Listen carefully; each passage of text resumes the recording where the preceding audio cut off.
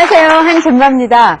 우리가 지난 시간에 탑 얘기 들었던 거 기억나시죠? 예. 문무왕을 기리는 탑인 가문사지 쌍 3층탑 기억하고 계시죠?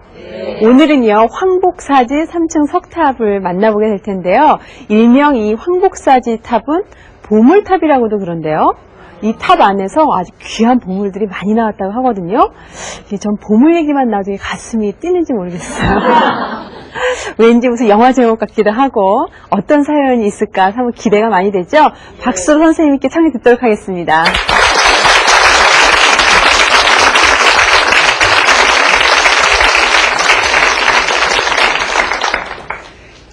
지난 시간에 가문사탑 얘기를 해서 가문사탑이 통일신라 석탑 양식의 시원을 이룬다 그런 얘기를 했죠. 근데 그 가문사탑 높이는 이 14m 가까이 됩니다. 14m예요. 그래서 14.3m라고 그러는데 이건 굉장히 크죠. 그러니까 굉장히 커서 이 탑을 세우면 이렇게 큰 탑을 세워야 되는가 보다. 그 전에 이제 백제에서 미륵사탑 같은 것도 복원 수치가 한 20m 돼요.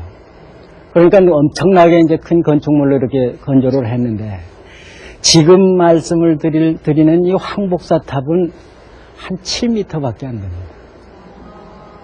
그래서 이 황복사탑부터 탑의 규모가 줄어들어요. 줄어드는데 그래서 여러분들 일반적으로 만나면은 대체로 이 황복사탑 규모를 어느 절에 가든지 대체로 만나죠. 그래서 이렇게 탑 규모를 줄이는 데는 줄이는 이유가 있어요. 이유가 있는데 물론 국력의 차이, 또 세우는 사람들의 그 재력이라든지 모든 그 힘의 차이가 크기를 이제 크게 할 수가 없었던 경우가 많죠.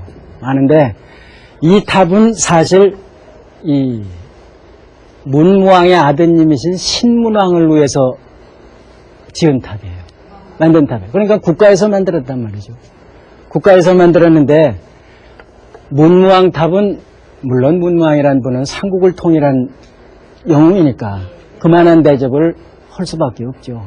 근데 사실 그 아드님인 신문왕은 삼국 통일을 시작할 때 한 열대살밖에 안 됐었거든요.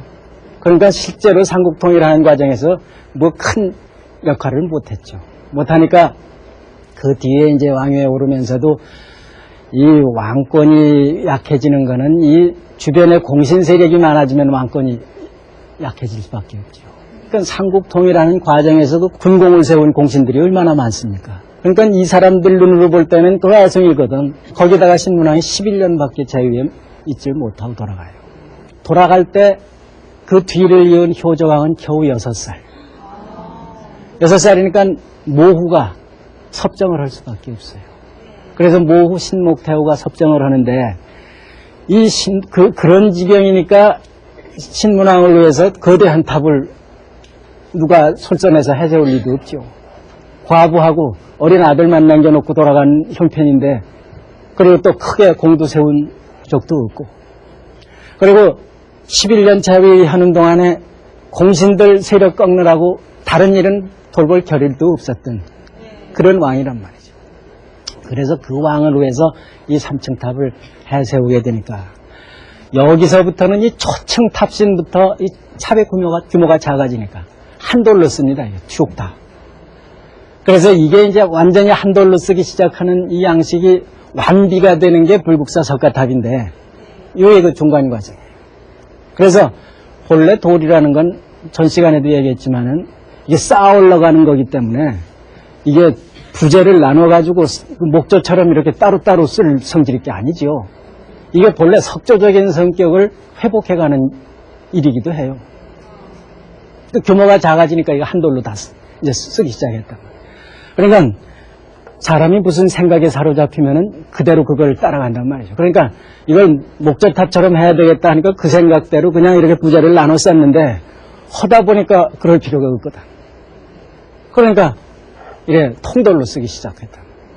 통돌로 쓰기 시작을 했는데 이때 이 신목태후, 이게 이제 신문왕의 왕비가 신목태후인데 이 신목태후가 6살 된 아들을 왕위에 올려놓고 섭정하는 과정에서 이 탑을 이렇게 지니까 이렇게 소규모 탑밖에 못 지어낸 거예요. 못 지어냈는데 그때 탑을 지으면서 신목태호가 이 속에 이 금제 열애 입상, 순금으로 만든 열애 입상을 하나 조성해서 여기다 봉안을 해요. 근데 그게 지금 중앙박물관에 소장이 되어 있습니다. 소장이 되어 있는데 높이가 얼마냐 하면 14.4cm. 그거밖에 안 돼요. 순금으로 조성을 했는데. 그 입상이란 말이에요. 입상인데 그게 어떤 입상이냐 하면 이런 입상, 이런 불상. 여러분들은 아마 박물관에서 보신 적이 있을 거예요. 그래서 이 불입상이 국보 80호예요.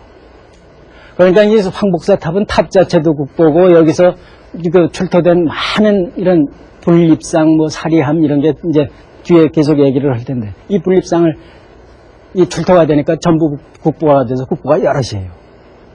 그래서 국보가 쏟아진 탑이라고 할 수가 있다. 근데 이런 국보가 쏟아진 게 언제냐 하면은 1942년이에요. 1942년 6월에 1인 학자들이 수리한다는 명목으로 이걸 드러내서 사리장치를 확인을 했단 말이에요. 근데 사실 나중에 이제 다부탑 얘기할 때 다시 하겠습니다만은 일본 사람들이 손대가지고 망친 게 참 많죠. 많은데 다부탑 경우에는 뭐가 나왔는지 하나도 기록도 안 남기고 유물도 안 남겼어요. 근데 이 황복사 탑의 경우는 다행히 보는 눈이 많았으니까 할 수 없었어요. 유물을 다 남겨놨어요. 근데 무구정광대 다른이 형이라는 그